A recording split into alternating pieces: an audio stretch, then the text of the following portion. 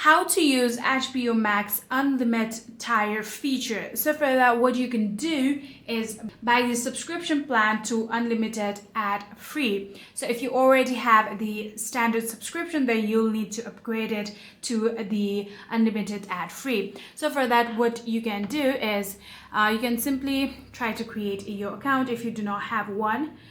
And then from here, you can simply tap on explore plans and you'll be able to see two different plans. So in here, what you need to do is buy the premium one.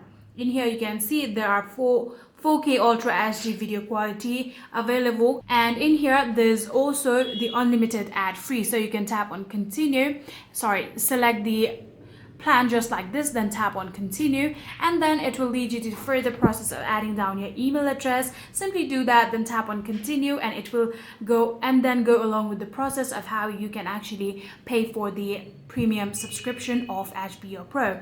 And like that, you'll be able to use your HBO Unlimited Tier features, and that's it.